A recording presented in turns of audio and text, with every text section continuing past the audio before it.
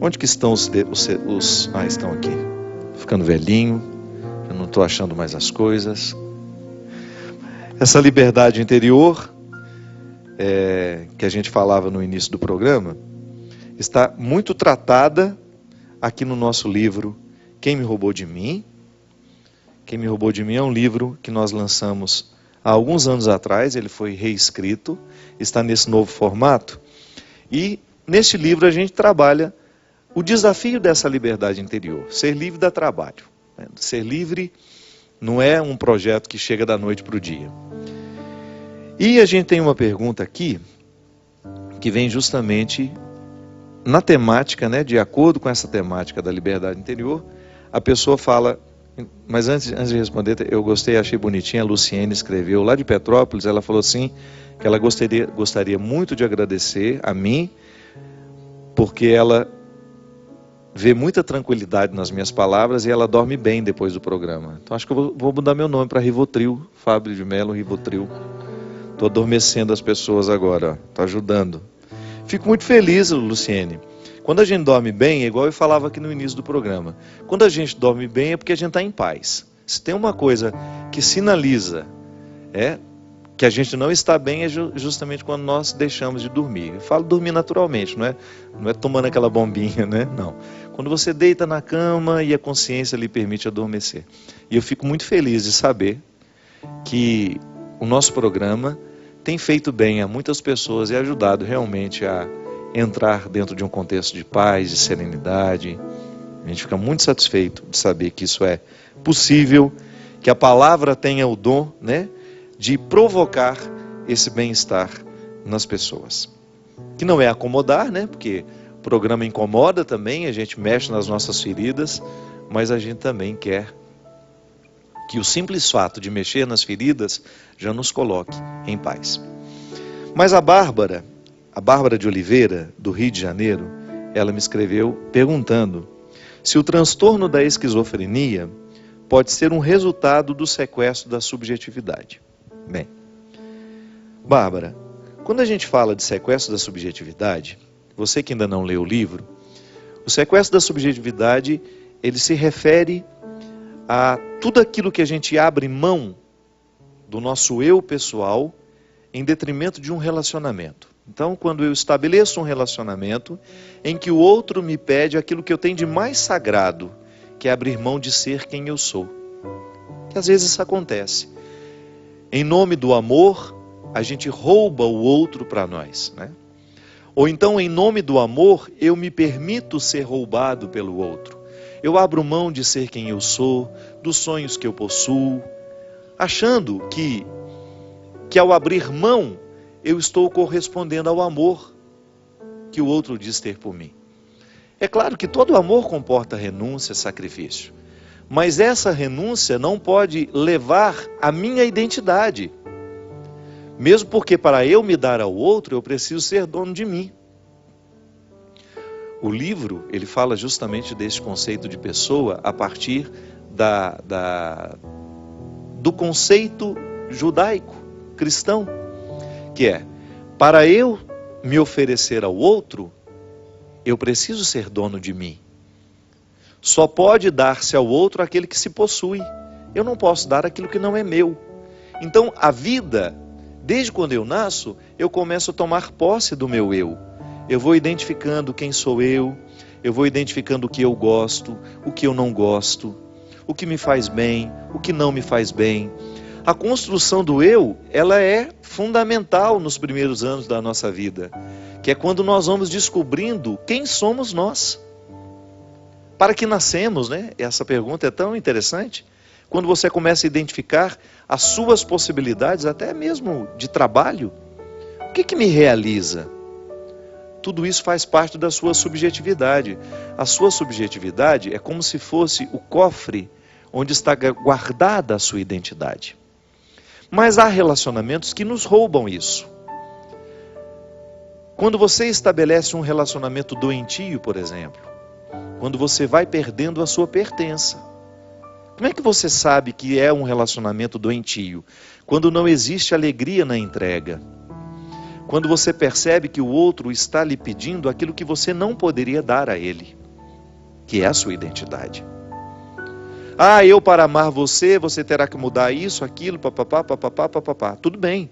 Se for para mudar coisas que antes eram ruins em nós, o amor do outro nos ajuda, porque nos constrói. Vai nos mostrar aquilo que a gente tem de exagerado, aquilo que pode ser lapidado. Mas quando o amor do outro é condição, a condição para que o amor exista é que a gente abra mão de ser quem a gente é, então alguma coisa está errada. Então o outro não está me amando, o outro está me sequestrando. Veja bem, o que é a esquizofrenia? É uma patologia psíquica que precisa ser diagnosticada, medicada, onde o eu se divide. O esquizofrênico, ele costuma ter dois tipos, né? É como se estabelecessem na sua personalidade, é como se a unidade fosse quebrada. Então, a partir do momento que a esquizofrenia se estabelece, eu tenho dificuldade de ser eu tenho dificuldade de ser inteiro. Então, aí eu não sou especialista para poder dizer, um médico especialista em esquizofrenia poderia dar muito mais informações. Eu estou dando uma pincelada no que significa, num primeiro momento, essa esquizofrenia. É uma doença que precisa ser tratada e que muitas vezes tem a característica, né, de ser uma divisão do eu. Será que um sequestro da subjetividade poderia desenvolver uma patologia dessa? Olha, o roubo da subjetividade é uma coisa tão doída que às vezes a mente, para poder sobreviver àquele roubo, àquele sofrimento, ela se estabelece patológica, ela fica doente mesmo. O sofrimento é tão grande que aquela pessoa não consegue mais administrar de maneira saudável a perda de pertença. Você poderia estar perguntando, mas padre, como é que uma pessoa pode abrir mão de ser quem ela é? Acontece demais, minha gente, acontece toda hora. Esse livro, ele não foi escrito a partir de teoria. É claro que eu precisei estudar muito ao longo da minha vida para compreender um pouco do mistério humano, um pouco a trama dos relacionamentos. Eu sempre gostei de pessoas. E eu estudei muito como? Lendo. Eu sempre gostei de romances, eu sempre fui um menino que lia muito desde criança. Então isso me ajudou a ter uma leitura do contexto dos bastidores dos relacionamentos, a partir daquilo que eu vi na ficção, mas que eu vi também na vida real. Como padre, eu tenho esse acesso ao sacrário da consciência das pessoas. Então eu encontro muita gente roubada de si mesmo. Gente que precisou abrir mão de ser quem é para ter o outro ao lado. Que isso acontece muito. De repente, eu amo uma pessoa, eu sou tão apegado àquela pessoa, que eu sou capaz de abrir mão dos meus sonhos para não perder aquela pessoa. Então, por exemplo, uma menina sabe que tem um relacionamento doentio com um rapaz. Aquele rapaz não faz bem a ela, ele traz uma carga negativa para ela demais, ele a deprime, ele a joga para baixo o tempo todo, e ela não consegue romper aquele relacionamento. Por quê? Porque ela tem medo de perder aquele rapaz. Ela tem medo de perder o pouco da satisfação que representa estar com ele. Isso é uma dependência, né? A dependência é quando você não é capaz de equacionar o tanto de prejuízo que você está tomando ao ficar ao lado daquela pessoa. Então geralmente tem essas dependências afetivas, partem para um autodesprezo, uma relação doentia, gera muito isso, a pessoa se despreza, ela se acha pior, e por isso ela tem tanto ciúme, por isso ela tem tanta posse. O relacionamento deixa de fazer bem, por quê? Porque vira uma espécie de neurose. Ao invés de fazer feliz, aquele relacionamento só traz aborrecimentos. Uma vigilância 24 horas, né? Como se o outro fosse um objeto a ser vigiado o tempo todo, como se ele fosse um animal que precisa de coleira. Você percebe que o relacionamento está sendo doentio pelos sintomas. Digamos que eu seja amigo do Christian e que nós temos um relacionamento doentio. A nossa amizade não passa pelos vínculos da construção, da fraternidade, da solidariedade. Digamos que nós sejamos amigos e que nós somos dependentes um do outro. e que nós vivemos um com o outro uma espécie de disputa. Então, sempre que eu puder alfinetar o Cristo, eu vou alfinetar. Sempre que eu puder desprezá-lo publicamente, eu vou desprezar. Aí depois eu vou, corro, peço perdão, faço isso, faço aquilo. Mas depois, logo em seguida, volto a fazer o mesmo. Veja bem, eu acabo tendo um relacionamento doentio e começo a fazer mal com esse amor que eu digo sentir pelo meu amigo Christian. Quando a gente não tem condições de quebrar o vínculo, a gente precisa de ajuda. Quando a gente não tem coragem de assumir o sofrimento que vai ser causado por aquele rompimento, que essa dependência me faz querer ter o Cristo perto de mim o tempo todo. Mas como é uma relação doentia, ela não é positiva. Então a gente vai ficar o tempo todo vivendo, se alfinetando, se machucando, porque nos falta a clareza para administrar essa dependência do jeito certo, colocar o pingo nos is e a gente poder viver as nossas individualidades e depois a gente se partilhar na amizade. O relacionamento, minha gente, ele só é positivo quando as partes se pertencem e depois elas se distribuem. Quando eu sou dono de mim, Christian é dono dele, e quando nós nos encontramos, nós nos doamos num relacionamento de amizade. Às vezes, as doenças mentais, elas começam assim, em relacionamentos doentios, em perda de pertença. Eu deixo de me pertencer, eu vou abrindo mão de mim, abro mão um pouquinho hoje, abro mão um pouquinho amanhã, porque o outro vai me esgotando, o outro vai me sugando, e porque eu não tenho coragem de me posicionar, daqui a pouco eu perdi a capacidade de administrar. Então o outro torna-se proprietário dos meus afetos, ele começa a mandar na minha alegria. É tão triste quando você percebe que a sua alegria depende do outro e não de você. Alguma coisa está errada. Alguma coisa nós estamos errando, em alguma coisa estamos errando. O outro, ele não é o responsável pela minha alegria. O outro até participa da minha alegria. O outro até me ajuda a promover a alegria, não sejamos hipócritas. Uma palavra ruim que vem do outro lado me machuca. Uma palavra motivadora do outro me ajuda também a ficar mais feliz. Mas o primeiro espaço onde essa alegria precisa ser cultivada é em mim. É quando eu me ocupo de mim, quando eu gasto um tempo comigo, nos meus projetos, no meu empenho. Quando existe uma dependência, um sequestro de subjetividade, a pessoa tem dificuldade de cuidar da própria vida. Você conhece, ou talvez até já tenha experimentado isso em você, quando você vive um relacionamento que você fica o tempo todo procurando onde está o outro, o que ele está fazendo, com o que ele foi, aonde que ele está. E você deveria estar cuidando da sua vida. Esses relacionamentos que às vezes são doentes, eles causam um prejuízo tão grande, gente, porque às vezes uma pessoa vive um relacionamento assim, 4, 5 anos. Eu conheço namoros, experiências de namoros em que a neurose é tanta que a menina, o rapaz, eles ficam o tempo todo se monitorando. 30, 40, 50 mensagens por dia, porque tem de dar satisfação aonde está, com quem está, o que fez, e quando volta, quando o encontro deveria ser para partilhar o dia, para ficar felizes porque estão juntos, é para lavar a roupa suja, por que você não avisou, por que você foi lá, por que você não me falou. Então o encontro que deveria ser para ser agradável, para construir aquilo que no futuro pode ser até um casamento, torna-se o espaço do cultivo das neuroses. Não pode ser assim. Se você percebe que você está preocupado demais com a vida do seu parceiro e esquecido da sua vida, alguma coisa está errada.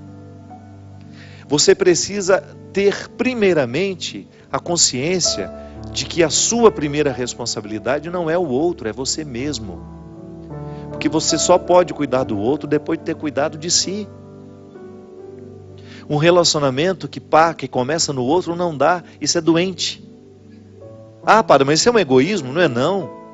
Isso é o passo certo do relacionamento. Eu só posso dar um passo na direção do outro depois de ter conquistado os meus territórios. A verdadeira caridade só existe quando eu sou livre para amar, quando eu sou livre para doar, eu não estou agindo por uma necessidade. Porque às vezes até a nossa caridade não é por amor, não, é porque a gente quer aparecer. Às vezes a nossa caridade está em torno do nosso espírito pavão. Eu preciso que o outro me veja, eu preciso que o outro me note, então eu faço caridade, eu faço isso, faço aquilo, mas aquilo é tudo vazio dentro de mim, não me preenche, não me faz feliz. Meu Deus do céu, a caridade que eu faço precisa estar em consonância com aquilo que eu sei sobre mim. É essa minha liberdade interior me motivando a conquistar cada vez mais os territórios que são meus, conhecendo os meus defeitos, as minhas possibilidades, para que depois eu dê um passo na direção do outro e faça o mesmo na vida dele. Ao invés de ser um sequestrador, eu quero ser um libertador. Eu não quero estabelecer relacionamentos de amizade em que eu faço um papel de sequestrado ou de sequestrador. Só tem sentido a gente estabelecer relacionamentos se for para a gente ajudar o outro a fazer a conquista dessa liberdade interior. É aquilo que a gente fala, né? A gente precisa de ter amigos que nos façam amigos de Jesus. Aprendi com a minha amiga Marina Patrus, lá em Belo Horizonte. Uma frase simples. É verdade. Eu preciso ter vínculos com pessoas que vão me motivar a viver essa liberdade interior. Ah, se quiser me perder, é começar a colocar uma amarrinha aqui no meu pé. Saio fora, vou longe, vou embora. Você sabe por quê? Eu levei muito tempo para compreender o processo da liberdade. Você acha que eu vou dar passos para trás na direção contrária da liberdade que Deus quer para mim? Não posso, eu não posso permitir isso, sabe por quê? Eu estou pecando contra a minha conversão. Qual é a minha conversão? Qual é o processo que Deus quer realizar em mim? É me fazer ser livre. Se eu aceito viver um relacionamento que me aprisiona, que me poda das minhas possibilidades, que me priva de chegar ao que Deus quer de mim, esse relacionamento é diabólico. Ainda que ele pareça santinho, ainda que ele pareça bonitinho. Mãe pode fazer isso com a gente. Você quer um amor mais sagrado que de mãe? E mãe, se não cuida, sequestra sim a subjetividade do filho. Quando ela impõe a ele que ela quer que ele faça isso, que ele faça aquilo. Quando ela não é capaz de compreender o outro como alguém totalmente outro. O meu filho não é uma extensão dos meus desejos. Isso é muito cruel. Eu fazer o meu filho a extensão dos meus desejos. Ah, então eu não fui pianista, meu filho vai ser. Mesmo que ele não tenha vocação para isso, o pobre do menino vai ficar lá dia e noite em cima de um piano, aprendendo um instrumento que ele não gosta, porque a mãe quer que ele aprenda. Não. O amor é, antes de tudo, a investigação das possibilidades que o outro tem. Aí eu entro ali para promover. Se eu posso entrar na sua vida para lhe ajudar a alcançar a sua melhor parte, eu sou bem-vindo. Agora, se eu entrar na sua vida para lhe privar de chegar na sua melhor parte, eu não faço nenhuma diferença. Eu posso perfeitamente ficar de fora. Se for para estabelecer um vínculo de amizade, de namoro, de casamento, que seja com alguém que esteja interessado com a sua libertação. Porque senão, cuidado, esse amor pode ser um cativeiro. Olha, eu vou te falar uma coisa. Se você não leu esse livro, por gentileza, permita-se. Algumas pessoas acham que o livro é um pouquinho complicado nas primeiras páginas. Não é não. É muitas vezes a gente precisa vencer a preguiça. Se você tiver a oportunidade de ler esse livro, leia. Porque é impressionante como a leitura desse livro desperta em nós a consciência de que nós vivemos amarras. Volto a dizer. Às vezes nós não estamos percebendo que estamos amarrados. É porque a gente acostumou com o cativeiro. No sequestro é assim. Chega um momento, depois de muito tempo de sequestro, a gente começa até a ficar amigo do sequestrador. O sequestro do corpo é assim. Você já observou? Já ouviu o testemunho de quem foi sequestrado? Depois de um tempo de sequestro, fica amigo do sequestrador, por uma questão de sobrevivência.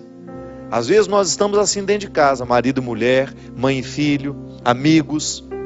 Um bando de gente sequestrada que é incapaz de provocar de dar um grito de alforria e falar: olha, chega, eu não quero viver essa escravidão. Se for para permanecer ao meu lado, se é para estar aqui ao meu lado, que seja para me ajudar a fazer o que Deus quer fazer em mim.